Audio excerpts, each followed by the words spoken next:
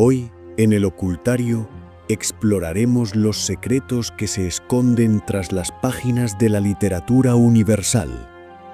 Es a menudo toparse con mapas estelares diseñados para guiar el alma en su ascenso hacia lo divino.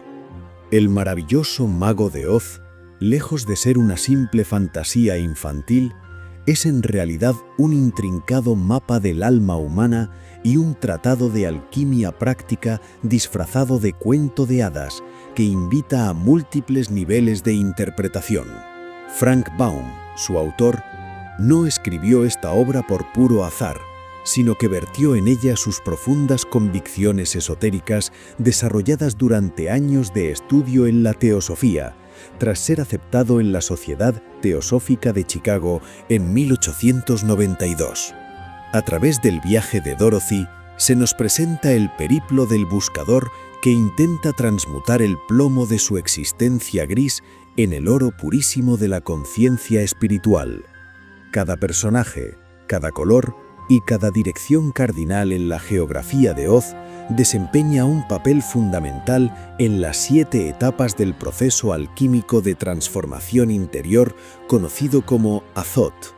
Este relato constituye un mito moderno que resuena con las tradiciones del budismo, el hermetismo y la búsqueda eterna de la piedra filosofal que reside en nuestro propio pecho. Explorar esta narrativa es adentrarse en un sendero dorado de reintegración donde la magia y la realidad se funden para revelarnos quiénes somos verdaderamente. Hoy desvelaremos las capas ocultas de esta gran obra, analizando cómo la pequeña niña de Kansas recorre las etapas de la gran obra para regresar a su origen completamente renovada. Prepárense para una travesía que cambiará para siempre su percepción de este clásico de la literatura universal y del poder que habita en su propia naturaleza divina. Bienvenidos al ocultario.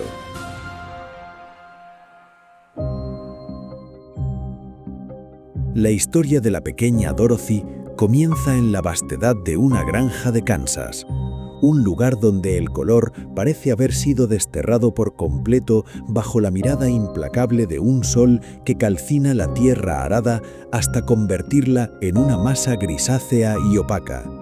En este escenario inicial, donde ni siquiera la hierba logra conservar su verdor y la casa misma se mimetiza con el tono ceniciento del entorno, nos encontramos ante la representación perfecta de la materia prima alquímica, la sustancia burda que debe ser reducida a cenizas para iniciar su transmutación hacia el elixir de la vida. Este gris predominante que envuelve la vivienda y el paisaje simboliza la primera etapa del proceso de Azot denominada calcinación, donde el fuego de la existencia despoja a la materia de sus impurezas superficiales. Dorothy, cuyo nombre de raíz griega significa literalmente regalo de los dioses, habita esta realidad junto a su fiel perro Toto, quien encarna la inocencia y pureza del arcano cero, el loco, en el inicio de su gesta espiritual. La quietud de esta existencia gris se ve interrumpida por un ciclón, una fuerza irresistible de la naturaleza que actúa como catalizador sagrado, rompiendo las antiguas estructuras psicológicas de la niña para transportarla hacia una dimensión superior de conciencia en el reino de Oz.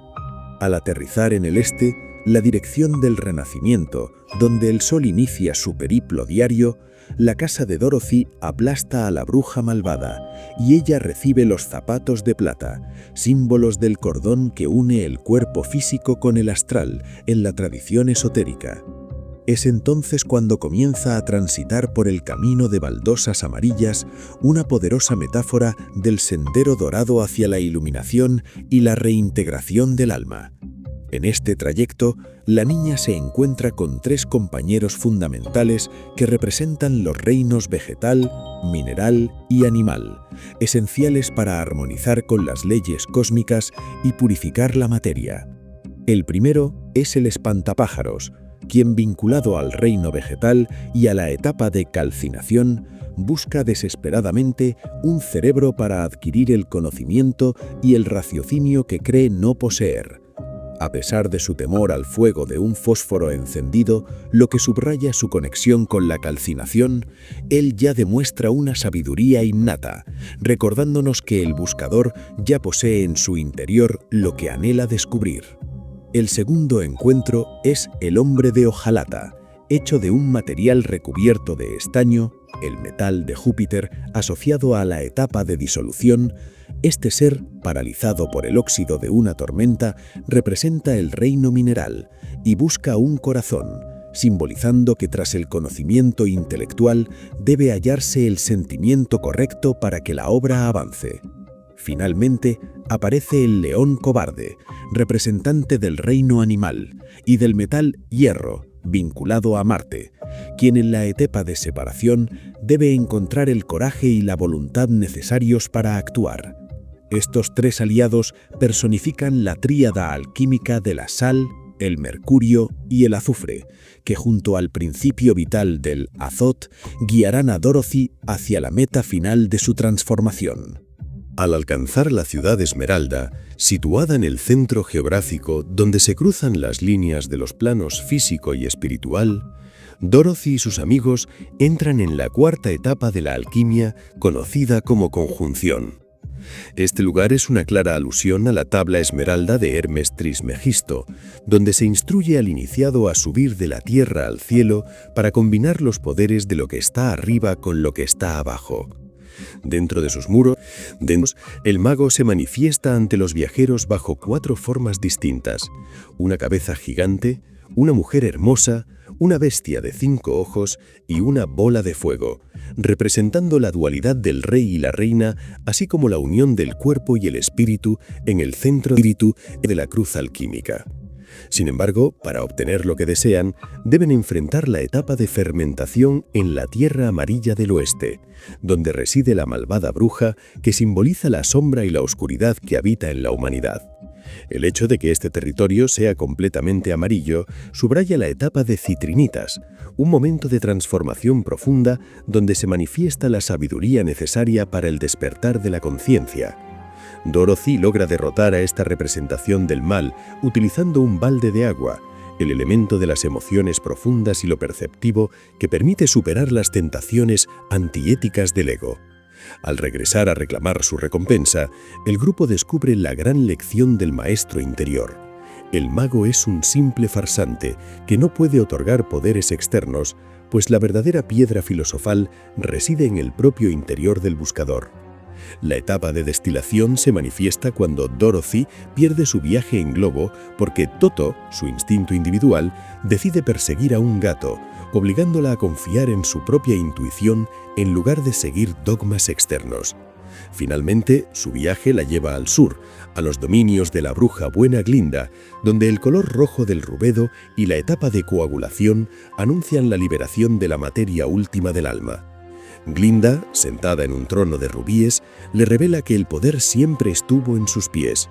Bastan 3 choques de sus zapatos de plata para que Dorothy realice la transformación trina de lo físico, lo psicológico y lo espiritual. El regreso a Kansas no es un simple volver atrás, sino el retorno al punto de origen con un nivel superior de consciencia que le permite ver su antigua realidad con ojos renovados. El viaje fue necesario, porque sin la lucha y el sacrificio en el plano físico, sus amigos nunca habrían descubierto sus virtudes latentes, ni ella habría alcanzado el equilibrio entre su vida espiritual y terrenal. Al despertar en su hogar, Dorothy comprende que la granja gris ya no tiene poder sobre ella, pues ha encontrado el centro de su propio ser y ha comprendido que no hay lugar como el hogar cuando éste se entiende como la unión sagrada con lo divino.